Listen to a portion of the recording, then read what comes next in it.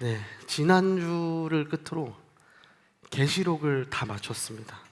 계시록을 다 마친 후에 굉장히 궁금하기도 하고 좀 기대가 되기도 했습니다. 설교자로서 다음 본문은 어디일까 엄청 기대가 됐어요. 엄청 궁금했는데 이제 공지가 내려왔습니다.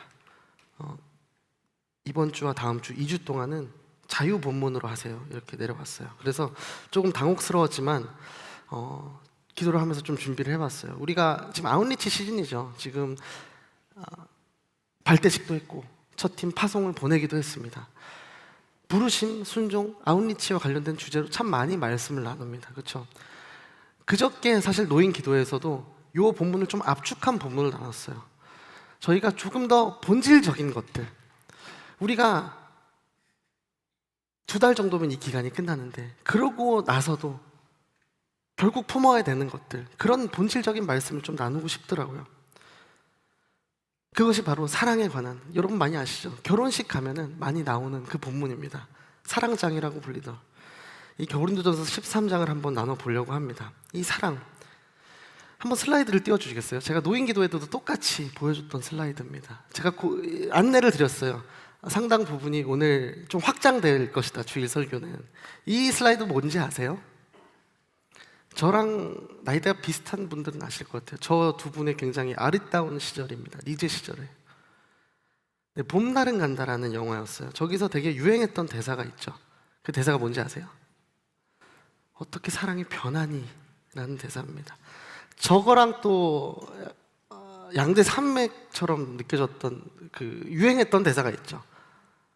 사랑은 변하는 거야, 뭐 이런 말도 있었어요. 제가 이 동일한 오프닝을 이 노인 때도 말씀을 드렸어요. 이게 왜 그렇습니까?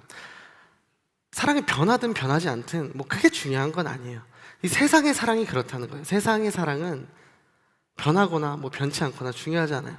그렇게 생각하는 이유가 중요한 거죠. 그렇게 생각하는 이유가 나한테 더 적합한 해석이 무언가, 나한테 유익이 되는 그 입장이 무엇인가, 그거에 따라 달라지는 거죠. 그렇죠. 나는 호감이 있는 줄 알았어요. 충분한 시간을 가졌어요. 교감을 가졌다고 생각했는데 나의 고백이 왜 공격으로 끝납니까? 그 사람이 유익이 되지 않기 때문이에요. 그렇죠? 근데 성경에서 말하는 사랑은 그런 사랑이 아닙니다. 오늘 그 사랑에 대해서 나눠보려고 해요. 이 사랑이라는 거는 뭐 구약이든 신약이든 계속 나왔던 주제죠. 성경에서 가장 중요한 딱 한 단어를 고르라면 사랑 아니겠습니까? 예수님이 그 모든 걸 막 이렇게 압축해가지고 하신 말씀이 마태복음에 있어요. 마태복음 22장 말씀을 제가 읽어드릴게요.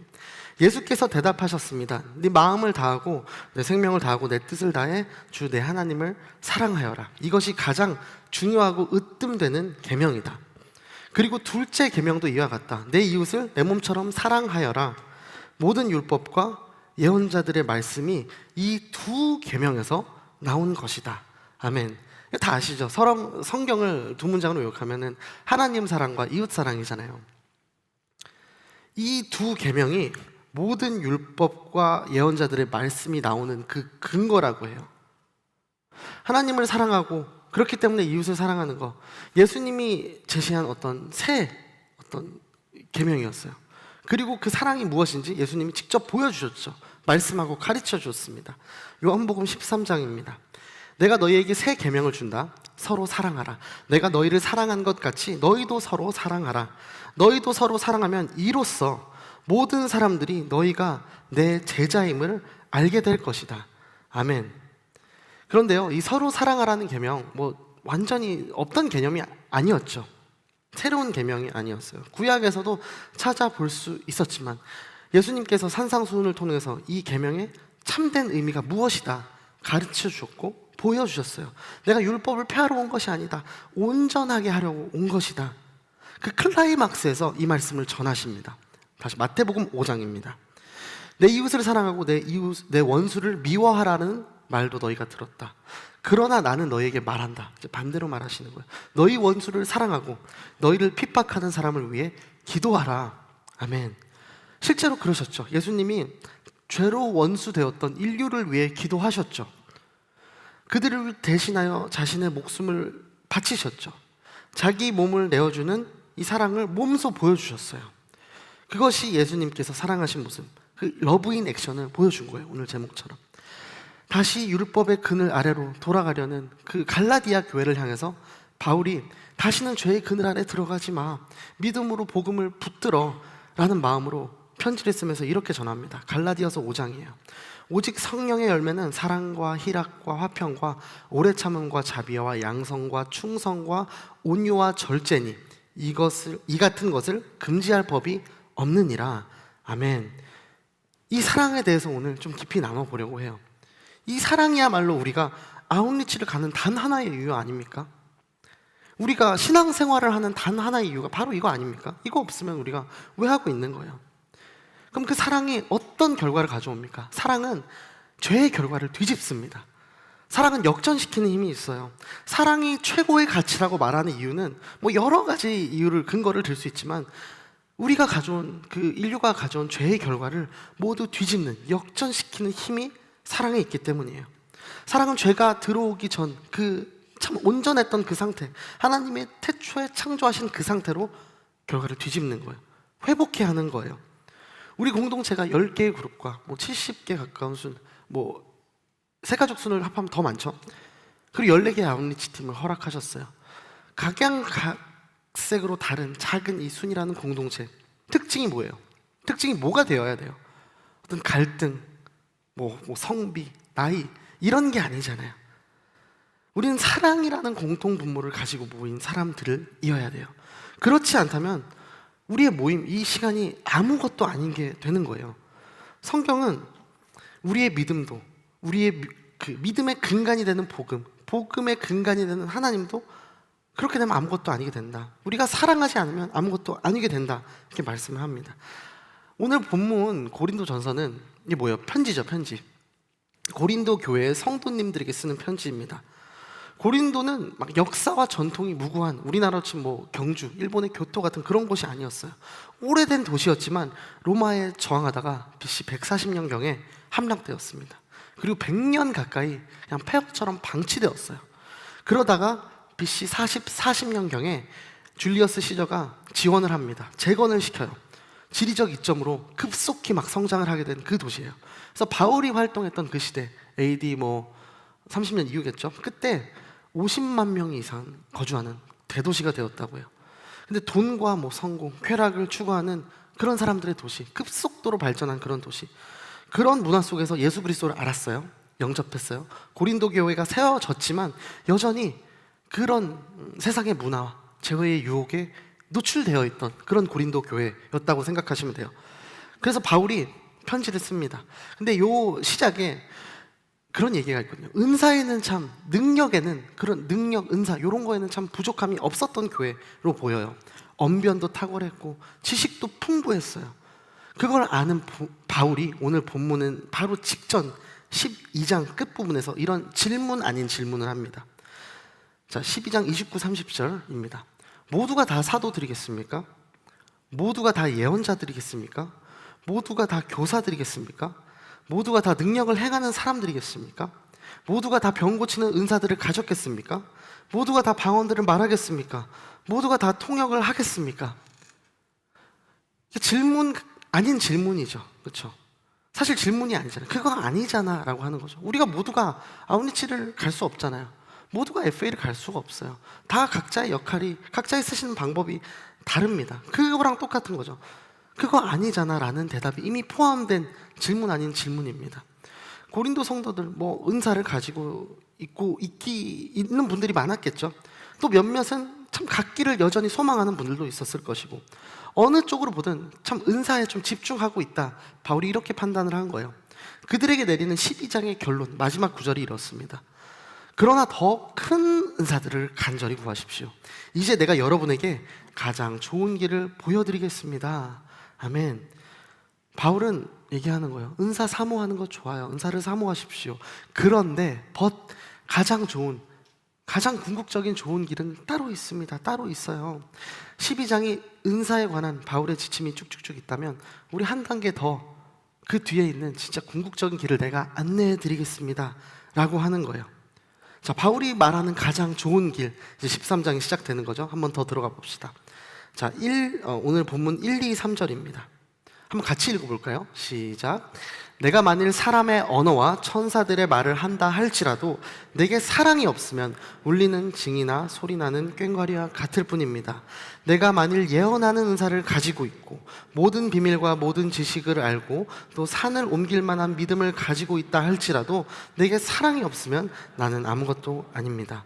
내가 만일 내가 가진 모든 것으로 남을 돕고 또 내 몸을 불사르게 내줄지라도 내게 사랑이 없으면 나는 아무 소용이 없습니다. 아멘. 너무 많이 아는 구절이죠. 반복되는 한 워딩이 있어요. 내게 사랑이 없으면, 내게 사랑이 없으면, 내게 사랑이 없으면 뭐뭐 같을 뿐입니다. 이런 방식이에요. 여러분, 뭐가 없으면 우리가 수학적으로 쉽게 생각하면은 A랑 B가 있어요. A에서 B를 뺐는데 답이 0보다 크면은 큰 게 뭐예요? 크면은 저도 알아요. 여러분도 알 거예요. 네. A가 더 큰 거겠죠. 반대 음수가 된다면 B가 더 큰 거예요. 근데 만약 답이 0이라면 A랑 B랑 같은 거잖아요. 1의 3절에 여러 가지가 존재해요. 존재하거나 존재할 수 있는 모든 것들이 있어요. 그것이 있고 사랑의 값어치가 있다 이거예요. 그런데 여기서 이걸 빼면은 0이라는 거예요. 아무것도 없다는 거예요. 그렇다면 이런 결론을 낼 수 있죠. 사랑이 모든 것이구나. 사랑이 모든 것이구나. 알 수 있는 거예요. 자, 1절에서는 언어를 강조하죠. 언어. 몇 가지 가정을 해요. 사람의 모든 언어가 아니라 심지어 천사의 언어를 한다 해도 이런 말 있잖아요. 뭐 막 강조할 때 뭐 그 사람의 할아버지의 할아버지가 와도 안 돼. 뭐 그런 용법처럼 느껴져요. 이 고린도 성도들이 편지를 읽다가 이 가정만 듣고는 어쩌면 기뻤을지도 모르죠. 어느 정도의 기대감이 생겼을지도 몰라요. 천사의 언어를 구사하는 사람이라면 좀 대단하게 느껴지지 않았을까요? 그 정도면은 뭐 사랑이 없어도 좀 괜찮지 않을까? 사랑이 없으면 천사의 언어라도 구사하십시오. 뭐 이런 건가? 라고 생각했는데 정말 아니라는 거예요. 그냥 울리는 꽹과리 같을 뿐이래요. 사랑이 없으면 아무 효과가 없대요. 그냥 시끄럽고 성가신 소음 공예라는 거예요. 어떤 학자들은 이 구절을 놓고 이 꽹과리가 당시 우상숭배에 사용됐던 악기로 보기도 해요. 만약에 그렇다면은 이 사랑 없이 행해지는 어떤 선물로 받은 은사들의 사용, 이게 우상숭배와 다를 것 없다는 의미까지 되는 거죠. 좀 너무하는 거 아닙니까? 근데 우상숭배가 뭐예요? 사랑 없이 행해지는 은사, 결국 나를 위해 사용하는 것, 나의 의를 위해 사용하는 은사, 나의 의를 드러내기 위해 사용하는 수단은 하나님보다 내가 높아지는 거잖아요. 그게 사실 우상숭배와 뭐가 다릅니까? 그렇죠? 모두가 부러워할 만한 어떤 은사를 가지고 있어도 사랑 없이 사용된다면 너무 덕이 되지 않는다. 그런 분들 만나보신 적 있을 것 같아요. 정말 사람을 홀리게 하는 사람들 있잖아요. 언어가 너무 탁월해서 막 빨려 들어가는 사람들 있잖아요. 그런데 우리 14개의 아웃리치 팀들이 있고 한 230명의 팀원들이 있습니다. 그 중에 탁월한 언어를 구사하는 분들 분명히 계실 거예요. 더더욱 명심하시기 바랍니다. 나의 언어가 울리는 꽹과리와 같이 된다면 팀에 전혀 덕이 되지 않는 거예요. 하나님께서 기뻐 들으시는 천사의 언어가 아니라 당장 멈춰야 될 우상숭배와 같은 소음이 되는 거예요. 자, 2절 이어서 볼게요. 내가 만일 예언하는 은사를 가지고 있고 모든 비밀과 모든 지식을 알고 또 산을 옮길 만한 믿음을 가지고 있다 할지라도 내게 사랑이 없으면 나는 아무것도 아닙니다. 아멘. 저희 딸에게 배운 건데요. 요즘 애들 MZ라고 안 하는 거 아시죠? 그것도 배웠어요, 사실. MZ라고 안 하고 알파 세대라고 하는데 그 자녀들에게 좀 신조어를 배우게 됩니다. 윰차라는 말 아세요? 윰차? 저희 때는 윰차 유모차였거든요. 윰차가 유무차이래요. 유무차이. 윰차 없다는 게 무슨 말인지 아세요? 그러니까 차별하지 않는다는 거예요. 이 단톡방에 동시에 윰차 금지 이렇게 돼 있는 거예요. 뭔 말이냐 그랬더니 서로 이렇게 잘 지내자 그런 뜻이라고 하더라고요. 네, 하나 배우셨죠? 다이소를 되게 좋아해요. 다이소를 좋아하는데 너무 가지고 싶어서 용돈 아껴서 사는 그 아이템을 뭐라고 하는지 아세요? 이건 한번 설교 때 얘기했어요. 갈망템이라고 합니다. 갈망템. 어리게 살고 싶은 분들 메모하세요. 갈망템. 근데 바울은 어떤 면에서 방언보다 더 사람들이 갈망할 만한 이 갈망템 같은 은사들을 언급해요. 예언하는 은사, 모든 비밀과 모든 지식을 아는 것. 어떤 사람도 그런 사람이 어디 있겠어요. 근데 계속 가정을 이어갑니다. 여기서 끝이 아니에요.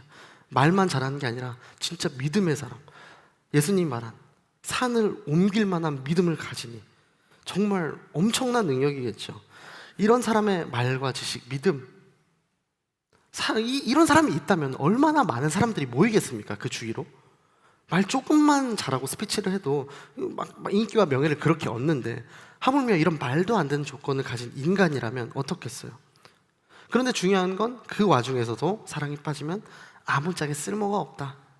이게 편지잖아요. 또 읽어 내려가다가 이 뼈를 맞은 고린도 성도들이 온누리식으로 말하면 마음이 굉장히 어려워졌을 것 같아요.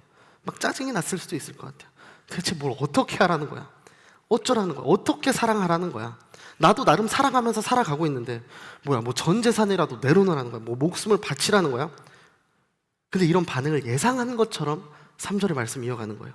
내가 만일 내가 가진 모든 것으로 남을 돕고 또 내 몸을 불사르게 내줄지라도 내게 사랑이 없으면 나는 아무 소용이 없습니다. 아멘. 이걸 예상한 것처럼 이렇게 얘기하는 거예요. 지식의 수준이 상당했을 고린도 성도님들이었을 거예요. 눈치챘을 거예요. 이 편지의 패턴이 바울이 이렇게 굉장히 글을 잘 쓰잖아요. 어떤 패턴이 있구나 눈치챘을 거예요. 설마 하는 생각을 했겠죠. 그럼에도 불구하고 설마 이것도 사랑이 아니라고? 더 극단으로 가는 거예요. 자기 몸을 불사르는 헌신, 가장 소중한 것을 포기하는 것, 그 희생은 세상의 기준에서는 가장 숭고한 사랑이겠죠. 예수님도 그랬잖아요. 사람이 친구를 위하여 목숨을 버리면 더 그 사랑이 없다고 말씀하셨잖아요. 그런데 여기서도 마찬가지로 사랑이 없으면 이 프레이즈를 또 붙이는 거예요. 한번 냉철하게 우리가 생각해보죠. 이게 가능합니까? 목사님, 헌신 자체가 사랑이잖아요. 자기 희생이 없으면 사랑 가능하지 않잖아요. 그런데 가능하죠. 신념 때문에 그렇게 할 수 있어요. 누군가는 명예를 위해서 다른 목적으로 할 수 있어요.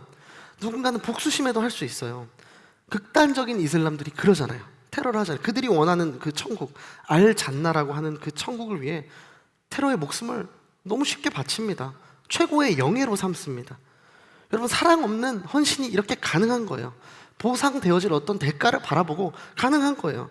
친구를 위해, 누구를 위해 목숨을 버리는 경우조차도 사랑이 베이스가 되는 희생을 예수님이 말씀하신 것이지, 단지 목숨을 버리는 것 자체에 포커스가 있지 않은 거예요. 사랑 없이 우리는 사랑 없이 모든 일을 할 수 있어요. 전혀 새롭지 않은 이 문장이지만 오늘 돌아보는 시간 되길 원합니다. 내가 무슨 일을 하고 있는 것 자체로 우리가 안심이 되면 안 된다는 거예요. 그것 때문에 내가 경건하구나, 홀리하구나 이렇게 확신해서도 안 된다는 거예요. 그것이 나를 좋은 길로 인도해 가고 있구나 착각해서도 안 된다는 거예요. 내가 무엇을 하느냐가 나를 만들지 않습니다, 여러분. 내가 어떤 결과를 만들어내고 있느냐도 본질은 아니에요. 이건 아웃리치 과정에서도 너무너무나 중요한 동일한 과정이에요. 여러분, 중요한 것은 나에게 맡겨진 일을 내가 사랑으로 하고 있느냐 아니냐 이거예요. 내가 아웃리치에서 맡은 나의 일들이 있죠. 팀장, 회계, 총무, 본부, 사역팀장, 중보팀장. 제가 이번에 감사팀장을 세웠죠. 그 강원도 감사팀장 말고 땡큐 하는 감사팀장을 세워달라고 말씀드렸어요. 모든 것을 사랑으로 이 일들을 하고 있는지 돌아봐야 된다는 거예요. 아웃리치 가신 분들은 제가 좀 전에 말씀드린 거 아실 거예요. 올해 하나의 제안을 팀마다 드렸습니다.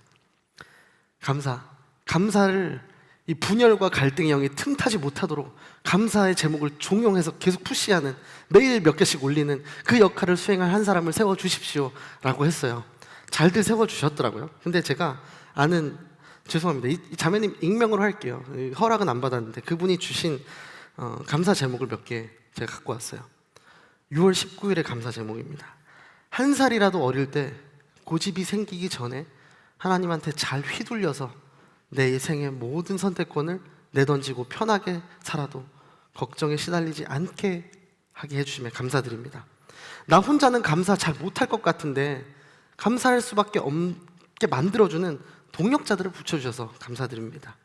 오늘 스타벅스 프리퀀시 증정품 받으러 갈 건데 그거 열렸다고 말만 해도 한 판 촤라락 모아다 주는 오빠를 주셔서 감사합니다.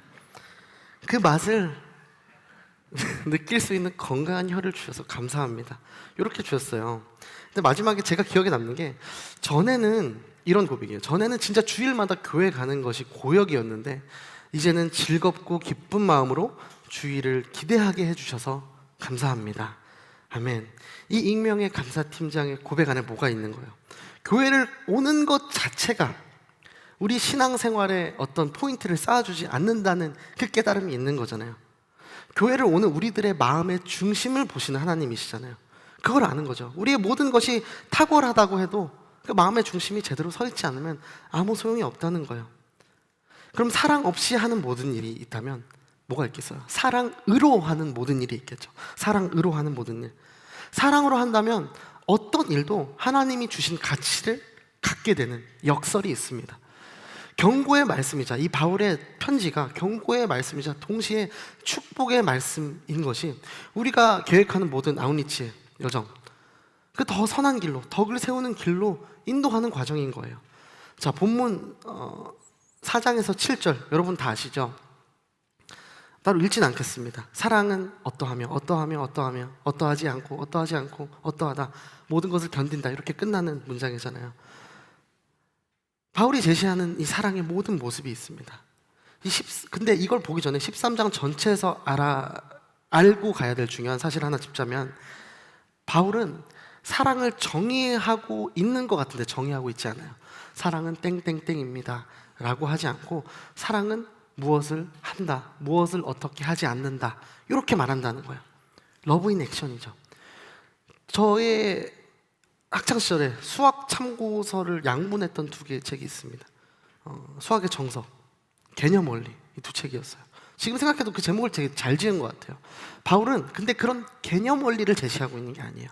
사랑이 실제적으로 어떻게 보여져야 하는지, 어떻게 증거되어야 하는지, 이 러브인 액션이 어떻게 이 세상에 드러나야 하는지를 보여주는 거예요. 헬라어로, 원어로 이 대목을 보면은 15개의 동사를 쓰고 있다고 해요. 영어 번역에는 love does, 뭐 이런 표현이 반복이 됩니다. 사랑의 개념이 아니라 실제성을 강조하는 거예요. 고린도 이 성도들도 사랑이 뭔지 각자의 기준이 있지 않았겠습니까? 그 사랑이 중요하다는 것도 알고 있었을 것이고 대략 그 개념이 있었을 거예요. 근데 그게 끝이 아니라는 거예요. 그들은 그 사랑을 행하지 않았어요. 이게 무슨 뜻이에요? 아는 것으로 우리가 끝나면, 아는 것으로 끝나면 그건 사랑이 아니라는 거예요. 아는 것으로 끝나면 의미가 없다는 거예요. 또 하나, 여기서 제가 동사가 15개 사용되었다고 하는데 이 동사가 이렇게 많이 사용되었다는 뜻이 뭐예요? 사랑은 동사가 아닌데 사랑은 좀 형이상적인 어떤 개념 원리 같은 그런 거잖아요.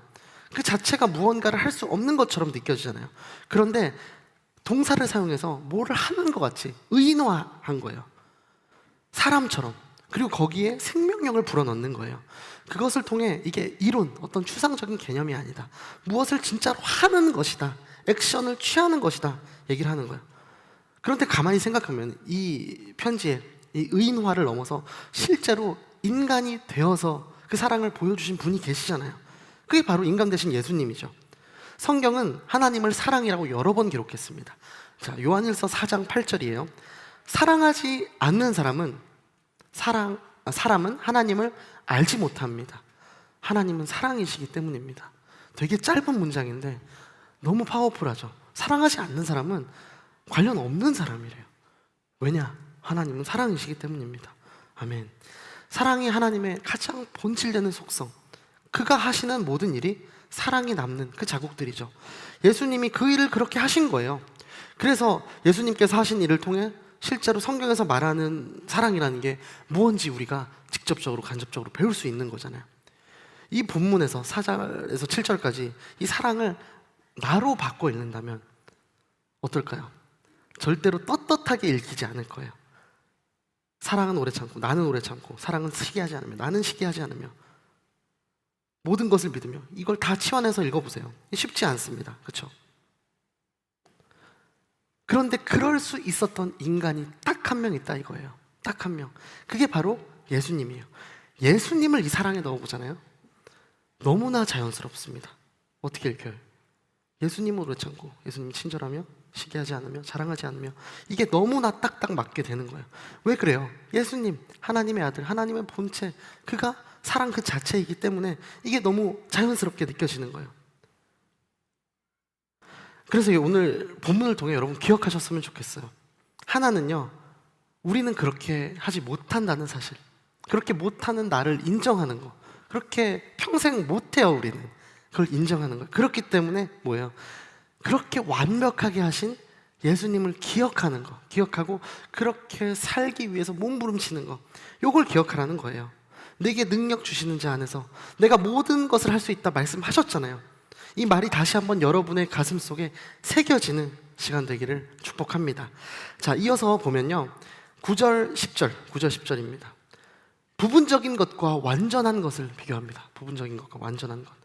자, 9절 10절 말씀을 읽어드릴게요. 우리는 부분적으로 알고 부분적으로 예언합니다. 그러나 완전한 것이 올 때는 부분적인 것은 사라지게 될 것입니다. 아멘. 이해하기 어려운 말은 아니죠.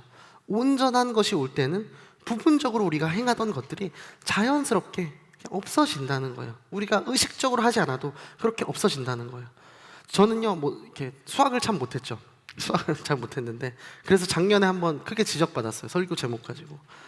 방향성 뭐죠? 속도보단 방향성 했다가 속도 그렇게 쓰는 거 아니라고 엄청 지적을 받고, 제가 얼른 막 고쳐가지고 유튜브에 막 썸네일을 바꿨었는데, 근데 그럼에도 불구하고 저도 기본적인 지식은 있잖아요. 근데 그 지식들이 쌓이고 쌓이다 보면은 그게 너무나 그 기본 원리를 알게 되면은 다 잊혀집니다. 그렇죠?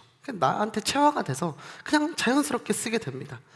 다른 분야도 비슷하죠. 악기를 배울 때, 뭔가를 훈련할 때 처음에 배웠던 것들, 그 부분적인 것들을 내가 온전한 그 어떤 마스터의 과정을 밟게 되면은 굉장히 그것들이 이제 그냥 편해집니다. 부분적으로 알고 있던 것들이 온전한 것들에 의해서 덮어집니다.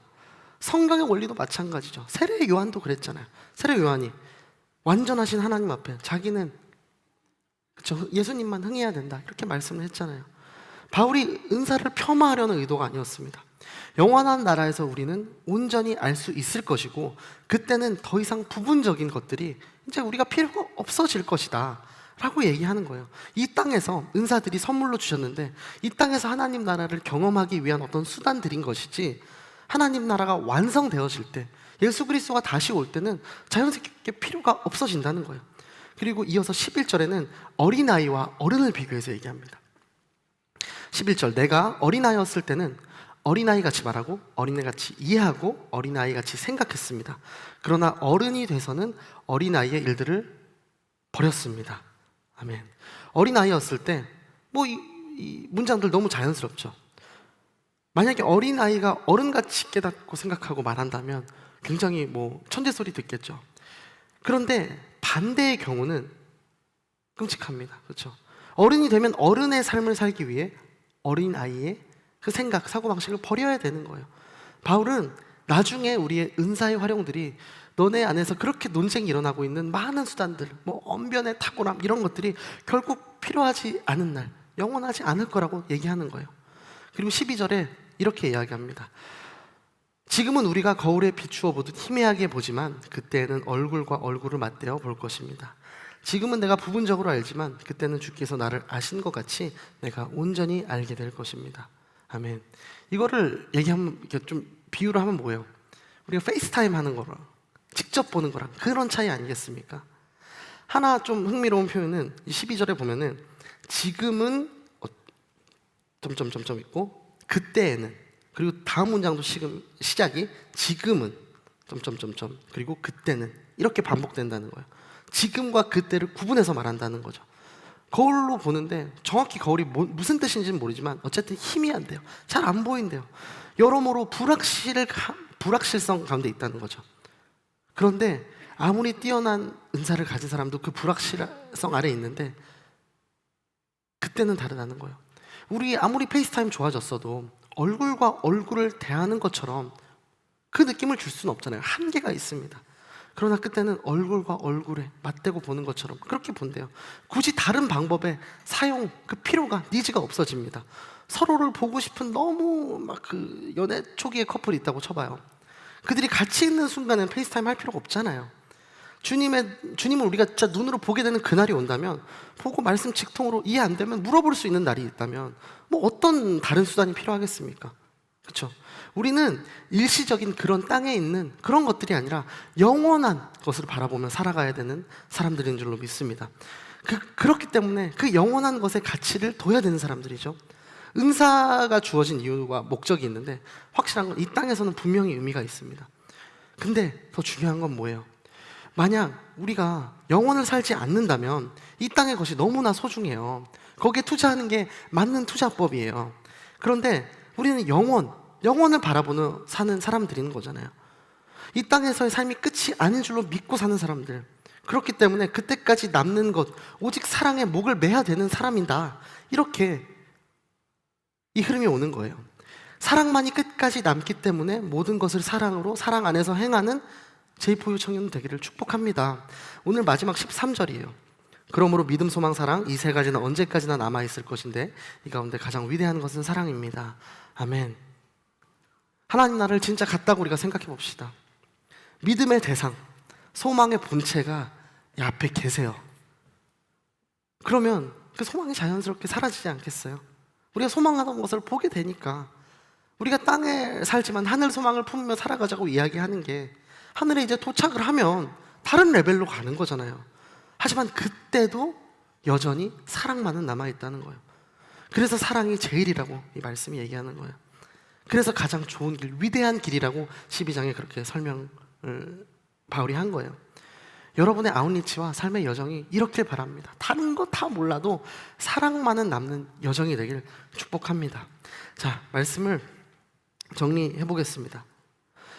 먼저는 사랑이 남는다는 사실을 기억하면 좋겠어요. 우리의 삶도, 아웃리치도, 신앙의 모든 여정, 그 여정이 심지어 끝난 이후에도 오롯하게 남는 것은 사랑뿐입니다. 사랑이 없으면 아무것도 아니에요. 우리의 모든 이 발대 과정, 파송 과정, 가는 과정 아무것도 아니에요. 우리는 가장 비효율적으로 사랑해야 되는 존재들이죠. 그것이 영혼을 사는 사람들의 자세인 거예요. 이 땅에서 살고 그냥 우리 인생이 끝난다면 그 사랑에 그렇게 목맬 필요 없습니다. 그렇죠? 사랑하지 않아도 돼요. 굳이 연차 내고 저 멀리 복음 전하러 일본, 오만 갈 필요 없어요. 그러나 내가 영원한 생명을 받은 자들이라고 우리는 믿잖아요. 스스로 그렇게 생각이 된다면, 영원을 바라보고 있다면 영원한 마지막까지 남는 그 하나를 우리가 붙잡아야 되는 거 아니겠습니까? 그리고 그게 사랑이라고 말씀을 하는 거예요. 하나님은 결국 우리가 얼마나 뛰어난 은사를 가졌구나, 얼마나 그 은사를 통해 많은 것을 성취했구나 평가하지 않으실 거예요. 그것이 결국 남는 게 아니기 때문이죠. 오직 사랑으로 한 것들만이 남는 거예요. 여러분, 탁월한 일이 아니어도 좋습니다. 사랑으로 하십시오. 놀라운 일이 아니어도 좋아요. 사랑으로 하십시오. 많은 일이 아니어도 좋습니다. 사랑으로 하십시오. 무엇이든 사랑으로 하십시오. 그럼 그 모든 일에 하나님께서 영원한 가치를 더하실 줄로 믿습니다. 오늘 제목이 러브 인 액션으로 지었어요. 바울이 사랑을 사람처럼 의인화해서 막 동사들을 붙인 이유 뭐예요? 결국 해야 되니까. 오늘 말씀을 듣고 좋은 말이었다, 끄덕끄덕, 끝나면 무슨 쓸모가 있겠습니까? 액션을 취하시라고요. 액션이라고 하면 너무 또 거창하게 생각하실 필요 없어요. 우리 팀원을 보호하기 위해, 우리 순원을 보호하기 위해 내가 해야 될 말을 안 하는 것, 작은 결점을 덮어주는 것, 그의 연약함을 위해 내가 다른 사람에게 그를 보호해 주는 것이 될 수 있어요. 내가 별로 좋아하지 않는 사람이에요. 나에게 정말 너무 못살게 굴었어, 너무 괘씸하게 굴었고, 근데 그 사람을 무너뜨릴 수 있는 기회가 왔어요. 그걸 사용하지 않는 거예요. 악을 악으로 갚지 않는 거예요. 모두 여기에 행하는 거예요. 러브 인 액션, 사랑으로 행하는 거예요. 우리가 떠나는 아웃리치, 이런 사랑을 실제로 보여주고 오는 그런 기간 되기를 소망합니다. 여러분 준비하는 그 과정조차도요, 단지 프로그램 운영하고 누군가를 돕는 것으로 끝나는 게 아니라 그 사랑 흘려보내는 거죠. 그 사랑 보여주는 거예요. 이해받지 못하고 현타가 올 때도 있고 막 수고가 헛되게 느껴지는 그 순간들이 오더라도 그 안에 진짜 사랑이 있잖아요. 팀을 위하는 나의 언어에 그 사랑이 담겨 있잖아요. 그렇게 행한 것은 결코 사라지지 않는다는 거예요. 하나님 앞에 영원히 남는다는 거예요. 그렇게 우리가 사랑으로 하나 될 때 그 사랑이 내 마음속에 어떤 개념으로 머무는 게 아니라 정말 증거되어지고 보여질 때 하나님께 그 모습을 통해 여러분들에게 당신의 나라를 보여주실 거라 믿습니다. 이번 아웃리치 여러분의 인생의 모든 말과 행동, 모든 사역, 모든 섬김, 모든 헌신과 순종이 사랑으로 시작되어 사랑으로 끝나는 여정이 되기를 예수 그리스도의 이름으로 축복합니다. 우리 그 마음을 담아서 함께 찬양했으면 좋겠습니다. 오늘 부른 찬양인데요, 민족의 가슴마다 함께 찬양으로 나아가겠습니다.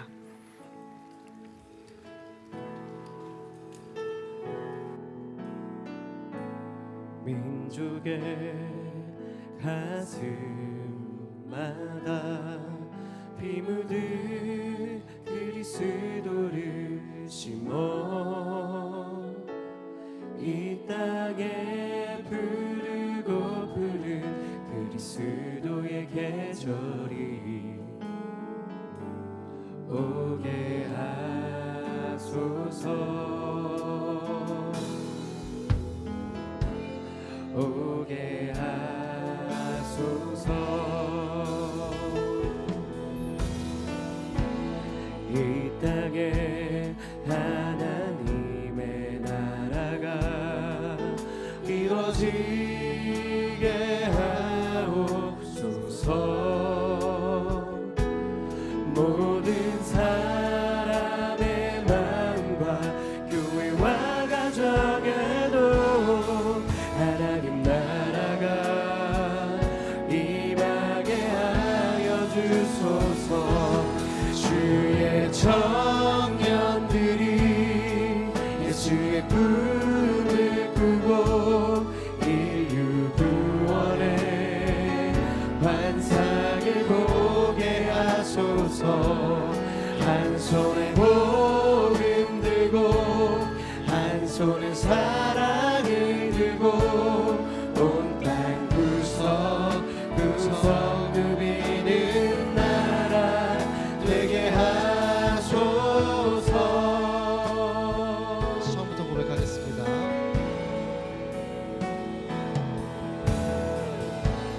민족의 가슴마다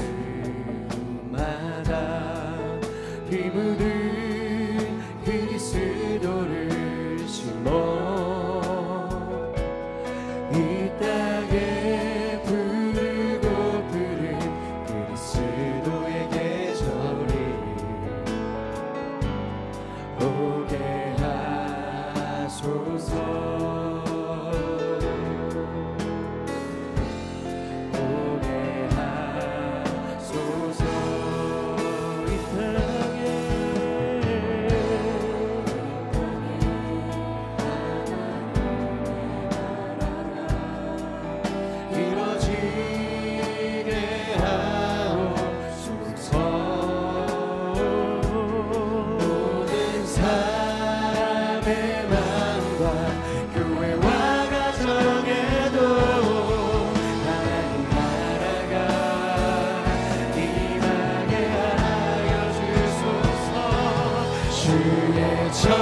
청년들이 예수의 꿈을 꾸고 인류 구원의 환상을 보게 하소서.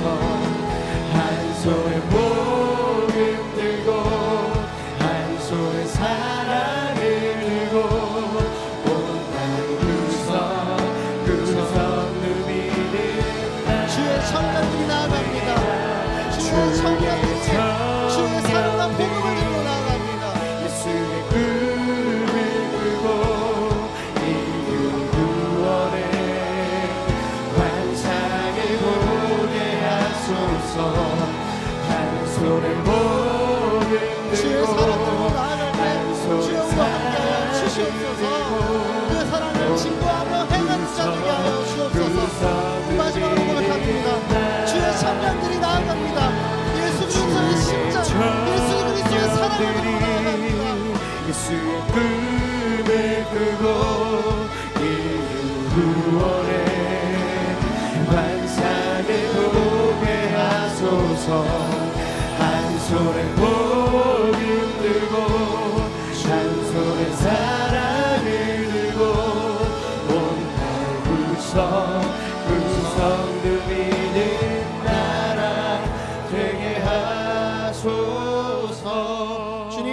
기도할 때 주님, 우리가 주님 주신 사랑으로 우리의 모든 삶을 주 앞에 올려드리는 주의 자녀들 되게 하여 주시옵소서. 주님, 이 사랑이 우리 삶 속에 실제로 드러나게 하여 주옵소서. 우리가 하는 모든 일, 모든 말과 모든 행동이 주님의 사랑 안에 이루어지게 하여 주시옵소서.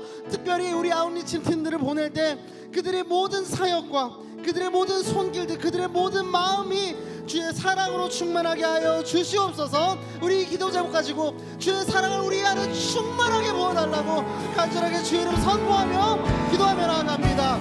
주여, 세상이 보게 하소서.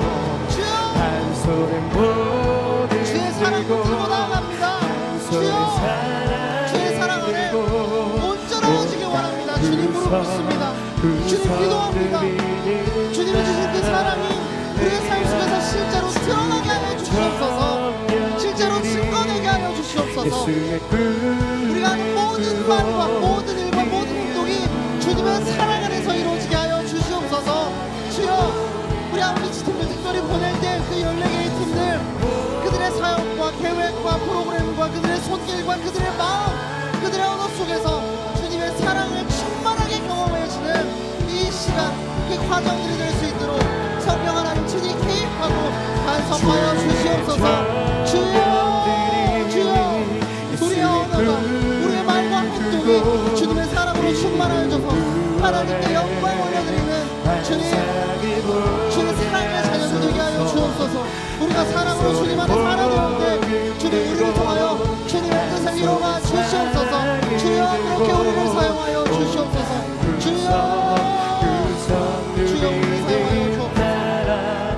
우리 계속해서 기도할 때 주님, 우리가 주님의 사랑을 온전히 이해하는 것은 아니지만 그럼에도 불구하고 주님께서 우리를 사랑하셨기에 그 사랑을 이 세상에 흘려보내는 주님의 통로가 되길 원합니다. 주님, 우리가 가는 선교사든 보낸 선교사이든 주님 그 사랑은 동일한 줄로 믿습니다. 주님, 사랑하는 그 주님이 주신 그 마음을 우리를 만나는 이들에게 증거하게 하시고 주님 그 사랑을 흘려보내게 하시고 그 마음, 그 사랑으로 인해 그들이 궁극적으로 예수 그리스도를 바라볼 수 있도록 주여 우리와 함께하여 주시옵소서.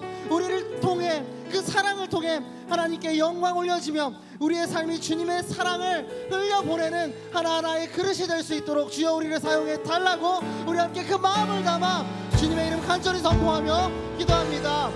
주여,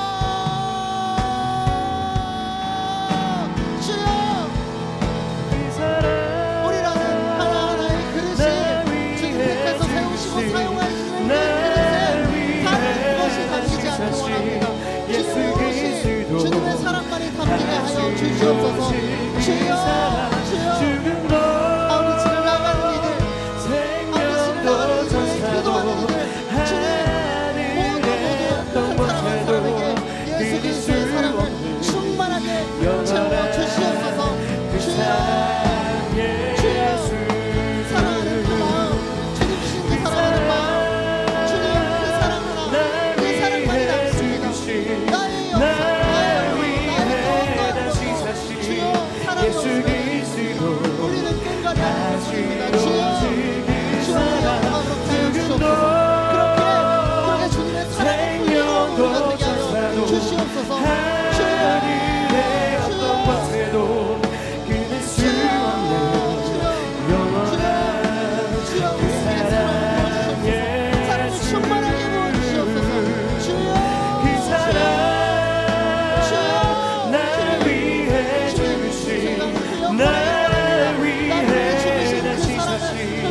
예수 그리스도 함께하여 주시옵소서. 주여, 그 사랑을 죽음도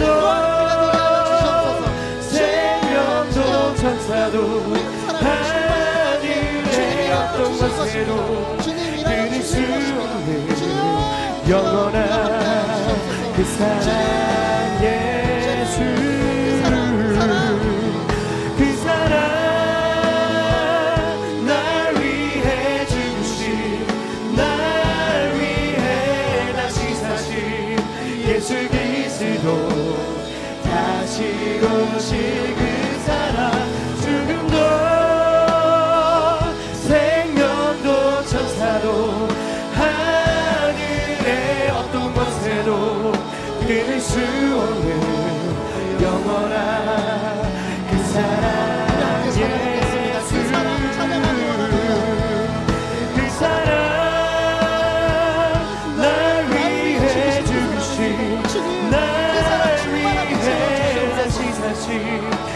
예수 그리스도 다시 오실 그 사랑 죽음도 생명도 천사도 하늘의 어떤 곳에도 끊을 수 없는 영원한 그 사랑 예수. 그렇습니다. 하나님, 그 사랑, 영원히 우리를 끊을 수 없는 그 사랑, 그 사랑 그 하나만을 붙드는 주의 청년들 되게 하여 주십시오. 주님, 우리가 열방으로 나아갑니다. 주님, 오늘 말씀 통해 우리가 어떠한 마음을 가지고 나아가야 할지, 나아가는 그들을 위해 어떻게 우리가 중보를 해야 할지 알려주시니 감사드립니다. 주님 말씀하신 그 사랑, 오래 참으며 견디며 시기하지 않는, 자랑하지도 않고 교만하지도 않은 그 사랑 우리에게 충만히 허락하여 주시옵소서. 주님, 그 사랑이 정말 우리의 삶 속에서 실제로 증거되게 하여 주시옵소서. 나의 모든 말과 모든 행동과 나의 모든 생각이 그 주님의 사랑 안에서 이루어질 수 있도록 주님 우리와 함께하여 주시옵소서. 주님, 우리는 주님을 온전히 알지 못합니다. 주님을 그 사랑 또한 온전히 알지 못하지만 주님께서 우리를 사랑하셨기에 우리가 주님 주신 이 세상을, 이 사랑을 주님 부르신 그곳에서 나누며 전하며 살아가는 줄로 믿습니다. 주님, 그렇지만 우리는 부분적으로 알고 부분적으로 예언하는 참으로 연약한 존재들입니다. 주님, 이 여름 또한 그들의 인생, 우리 제4의 청년들 한 명 한 명 기억하여 주셔서 주님, 그들의 사랑, 세상의 사랑, 세상의 기준이 되지 아니하고 이 말씀에서 말하는 온전한 사랑, 끝까지 남는 그 사랑이 되게 하여 주시옵소서. 주님, 그 사랑을 실천할 때, 그 사랑을 정말 행할 때 우리의 삶이 그들에게 정말 진정한 복음 예수 그리스도를 나타내는 그런 축복의 열매를 맺을 수 있는 그런 시간들, 하나님께 영광 올려드리는 그런 시간들로 주님